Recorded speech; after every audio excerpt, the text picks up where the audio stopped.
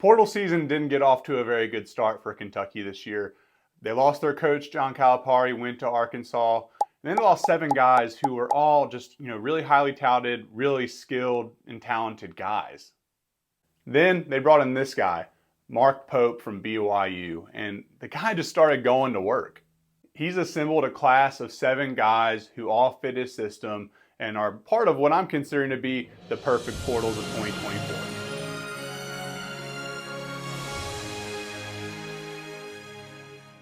Hello and welcome back. This is a first edition of our Perfect Portals of 2024, and we're starting off with Kentucky. And they're not the highest ranked among the recruiting services out there. So why am I including them in this? Why am I so high on this?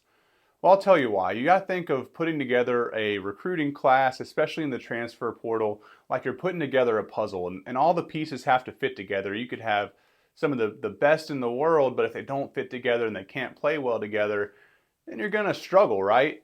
But I don't think that's what Mark Pope did. I think he was really smart. He took his system from BYU. I think they're going to run something very similar, and he's a Kentucky guy and gets that program. But when we start looking at the overall group of players that he brought in, you really had to start off with, okay, we need a centerpiece, like high potential, high ceiling guy. Who could that be? What can we find? Enter Brandon Garrison. They found him, they brought him in. Let's take a look at his highlights. So when you watch Brandon Garrison play, he finds himself in the right spot at the right time way more often than not. There are a few things that I just absolutely love about his game. His length and athleticism are something that you can't coach into a kid. You're just going to have to be born with it, and he is. He's able to do so much, in the game and without having to demand the ball to take low efficiency shots. So he runs the court extremely well. Like you're going to see a couple times in here where he blocks a shot or gets a rebound, and he still beats everyone down the court. And he does that just because he runs the rim extremely hard. He gets down in transition really, really well. I think he's just going to be a perfect fit for what Mark Pope tries to do in his offense, and really get some easy points, keep space for shooters because you're going to have a big athletic guy down low. But overall, he's just going to bring a ton to the table, and I personally love the fit with this offense.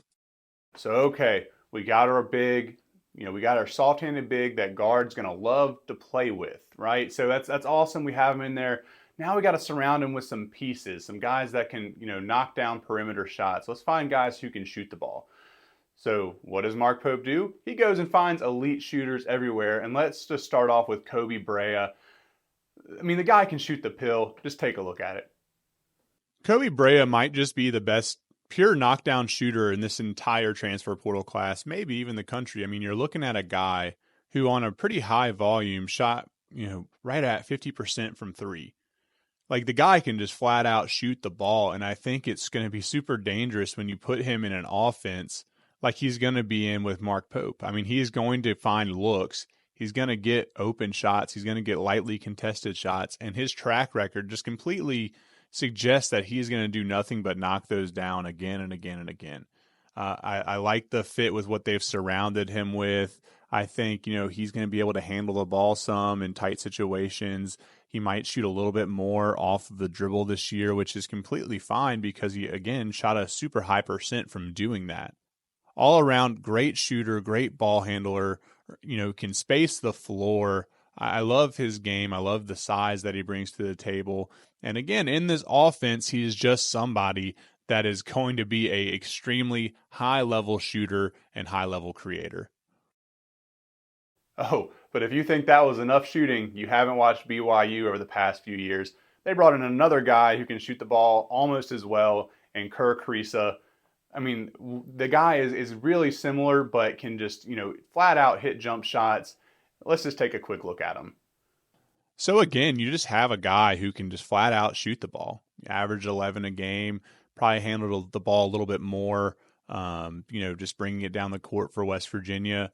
But he's just a rock solid shooter. Like you're going to be able to move him off the ball, having the other guards that you've now assembled, and can really just, again, be a high-level knockdown shooter and provide space for an offense that just is going to require it. So excellent fit.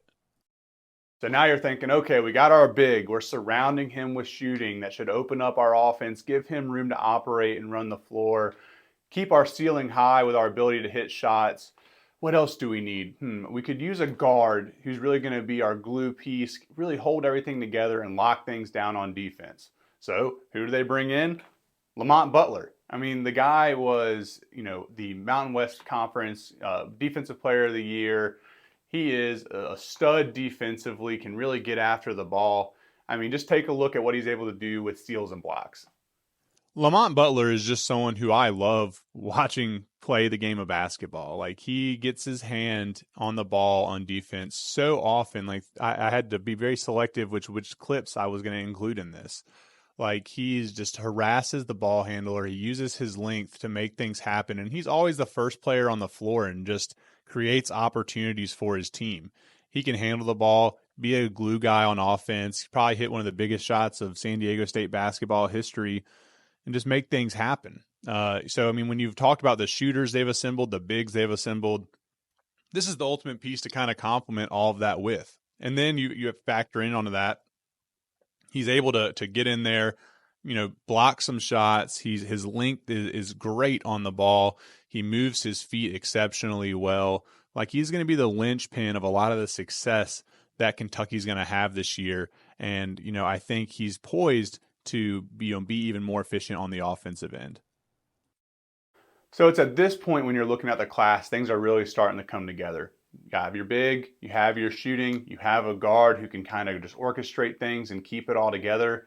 You really just need to start filling everything in and making sure that the pieces can operate together and that you have some additional scoring that can take the pressure off some of those shooters and give them open looks. So they go out and they find two pieces that really do that. And the first one is Andrew Carr out of Wake Forest.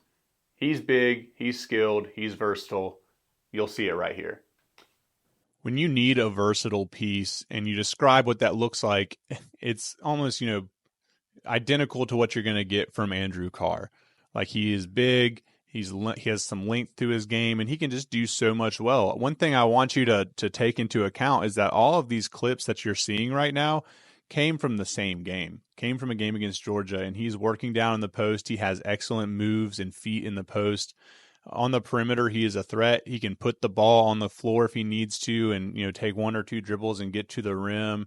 He'll finish through contact. He's just someone that he's not going to demand the ball like on a consistent basis on offense. And in Mark Pope's offense, that's what they're looking for. They need somebody that can fill those opportunities and take what comes to them. And that's what he's going to bring to the table.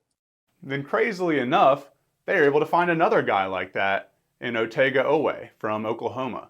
Another kind of big-bodied, athletic, skilled basketball player that's going to come in and impact and just be an all-around force for your offense when you're not going to ask him to do too much with the ball because he's not going to have to. You've brought in the guards that are going to allow him to do his thing, and his thing looks a little bit like this. Otega Oweh is a pretty similar story to Andrew Carr. He's going to provide a lot of things for you on both ends of the court. He's probably a little more athletic, not as good of a shooter overall, maybe a little less efficient. But, you're pairing him with a guy like Lamont Butler, who's just harassing, the team's primary ball handler. And then you have someone in help and on someone their secondary scorer, secondary ball handler that can also cause a ton of problems. It really starts to put you in a good place from a team makeup. He brings, again, a lot to both sides of the ball, which is going to be important in the offense that they want to run. So those pieces right there are really enough to kind of fill out a rotation. Like, you have some spots covered.